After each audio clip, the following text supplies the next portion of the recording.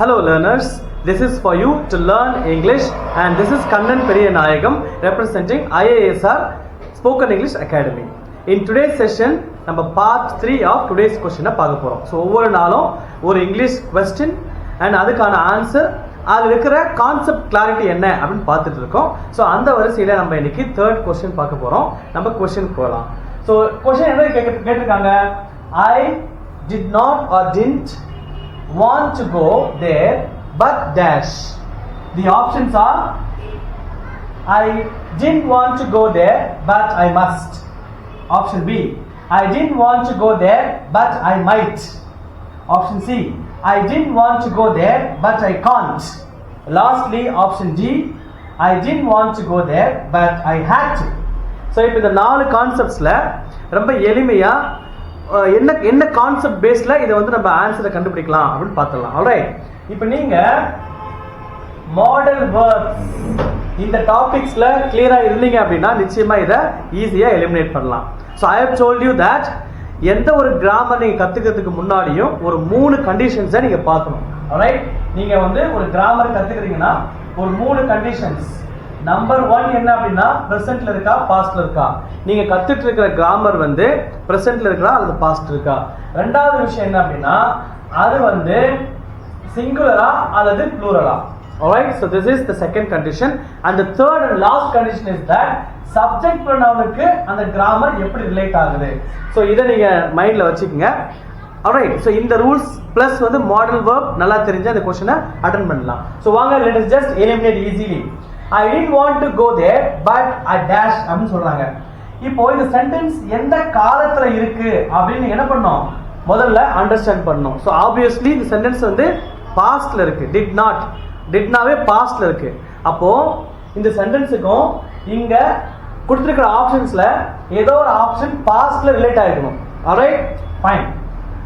So இப்போ காமனா பாத்தீங்கன்னா option A, option B, option C, இது மூணுமே பாத்தீங்கன்னா மாடல் வேர்ப்ஸ். மாடல் வேர்ப்ஸ் பாத்தீங்க அப்படின்னா அது வந்து ஒரு பேசிக்கா ஒரு 10 இருக்கும் நம்ம பரவலா பயன்படுத்துறது. அந்த 10ம் பாத்தீங்க அப்படின்னா இனிமே ஃபியூச்சர்ல நடக்கக்கூடியதா இருக்கும். ஸோ மாடல் வேர்ப் பொறுத்த வரைக்கும். ஸோ அப்போ இந்த 3 ஆப்ஷன்ஸும் லிட்ரலி ஒத்து வராது. ஏன் ஒத்து வராதுன்னு சொல்றேன் பாருங்க. மஸ்ட் அப்படின்னா என்ன அப்படின்னா கட்டாயம் அப்படின்னு அர்த்தம். ஓகே, ஒரு விஷயத்த கட்டாயமா சொல்றது தான் மஸ்ட்னு சொல்லுவோம். ஸோ இங்க பாஸ்ட்ல ஆல்ரெடி சென்டென்ஸ் இருக்கு. I did want to go there but I must. I மஸ்ட்னு சொல்றது நீங்க இனிமே செய்ய போறதா இருக்கக்கூடிய ஒரு காரியம். அப்ப நீங்க ஃபியூச்சரும் பாஸ்ட் லிங்க் பண்ண முடியாது. அதே மாதிரி தான் மைட். மைட்னா என்ன அர்த்தம்னா இருக்கலாம். ஃபார் எக்ஸாம்பிள் மேக்கும் மைட்டுக்கும் உள்ள ஒரு வித்தியாசம் சொல்றேன் பாருங்க. May for example if Ganesh can Ganesh come with us அப்படின்னா he might அப்படின்னா என்ன அர்த்தம் பண்றேன் அப்படின்னா ஒருவேளை வரலாம் வராமலும் போகலாம். So 50% negative 50% positive. இதுவே he may அப்படின்னு சொன்னா நான் ஒரு சைடு மட்டும் தான் பார்க்குறேன், அவன் வரலாம் அப்படின்னு சொல்றேன். அப்போ மைட் அல்லது மே சொல்லும் போதும் நான் ஃபியூச்சரிஸ்டிக்கா நான் மீன் பண்றேன். ஸோ அதனால இந்த ஆப்ஷனும் கிடையாது. மைட்னா என்ன, 50% பாசிட்டிவ் 50% நெகட்டிவ். ஸோ அப்போ இது நீங்க ஈஸியா ரிலேட் பண்ண முடியாது. மூணாவது again model verb can't, cannot, அதுதான் can't அப்படின்னு சொல்றாங்க. So here also you cannot easily relate that. Then it is easy for us to eliminate. இதுவும் வராது. ஏன்னா can அப்படின்னு சொல்லும்போது can you bring the water அப்படின்னு ஒருத்தர் கேட்குறாங்கன்னா எஸ் ஐ கேன் அப்படின்னு சொல்லுவீங்க. அதுக்கு அர்த்தம் என்னன்னா அந்த ஆக்ஷன் ஃபியூச்சர்ல நடக்க போகுது அல்லது இனிமே நடக்க போகுது. ஸோ அப்போ ஆனா கொஸ்டின் வந்து பாஸ்ட்ல இருக்கு.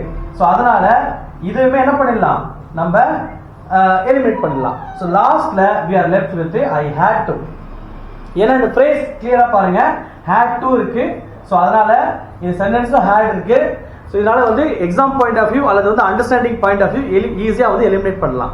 ஸோ இங்க கான்செப்சுவல் அண்டர்ஸ்டாண்டிங் என்ன அப்படின்னா the right answer is I did want to go there but I had to அப்படின்றது தான் கரெக்டான ஆன்சர்.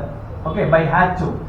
எனக்கு போக விருப்பம் இல்லை, ஆனா நான் போக வந்து கட்டாயப்படுறேன். அதான் வந்து மீனிங்கா இதை வந்து சொல்லப்படுது. சரி, இந்த மாடல் வேர்ப் இந்த கிராமர்ல இருக்கிற ஒரு 10 வார்த்தைகள் மாடல் வேர்ப் அப்படின்னு சொன்னோம் அப்படின்னா நீங்க நல்ல ஞாபகம் வச்சுக்கூடிய விஷயம் என்ன அப்படின்னா first can, alright, good, would. இந்த 3 வார்த்தைகளுக்கும் உள்ள வித்தியாசங்கள் அந்த மீனிங் தெரிஞ்சு வச்சுட்டா போதும். ஏன்னா ஸ்போக்கன் இங்கிலீஷ் பொறுத்த வரைக்கும் நீங்க வந்து தனித்தனியா படிச்சீங்க அப்படின்னா உங்களுக்கு வந்து ரொம்ப டிஃபிகல்ட்டா இருக்கும். இதுவே ரிலேட் பண்ணி படிச்சீங்கன்னா ரொம்ப ஈஸியா இருக்கும். ஸோ இந்த 3 வார்த்தையும் எப்பவுமே ரிலேட் பண்ணி படிச்சுக்கோங்க. And I will be having a separate session on this. Second club என்ன அப்படின்னு பாத்தீங்கன்னா மே மைட், இதற்குண்டான அர்த்தம் மீனிங் என்ன, இதை கிளப் பண்ணி படிச்சீங்க அப்படின்னா ஈஸியா ஞாபகமா மனசுல இருக்கும். அண்ட் நெக்ஸ்ட் வந்து பாத்தீங்கன்னா ஷால், வில், இதையே நீங்க என்ன பண்ணலாம் அழகா ரிலேட் பண்ணி ஈஸியா கத்துக்கலாம். நெக்ஸ்ட் வந்து பாத்தீங்க அப்படின்னா you have should and must, right. And lastly தேவைப்பட்டா ought to. So communicative English பொறுத்த வரைக்கும் இந்த 9 words enough. With this you can communicate very easily with others. Alright. So இதுக்கான மீனிங் என்ன, அதே மாதிரி நீங்க கத்துக்கும் போது இந்த 4 செட்டா நீங்க கிளப் பண்ணி கத்துங்க, ரொம்ப ஈஸியா இருக்கும். Alright. So that's all with this question about the concepts in English. I hope you like this video. So நிச்சயமா இந்த மாதிரி இன்ஸ்டன்டான क्वेश्चन ஆன்சர் சால்வ் பண்ணி அதுக்கு பின்னாடி இருக்கிற கிராமர் கான்செப்ட் அண்டர்ஸ்டாண்ட் பண்றதுக்கு நம்ம சேனல் நீங்க சப்ஸ்கிரைப் பண்ணிக்கங்க. அதோட IASR அகாடமியில ஸ்போக்கன் இங்கிலீஷ் கிட்டத்தட்ட ஒரு 5 இயர்ஸா வந்து ப்ரொஃபஷனலா பண்ணிட்டு இருக்கோம். So from this year onwards we have launched TNPSC and IAS coaching and NEET coaching also. So if you are very much interested, you can very well contact us to this number, that is 75500712. Let me repeat, 75500712. And that's all. I'm signing off. Thank you. I'll meet you in another video.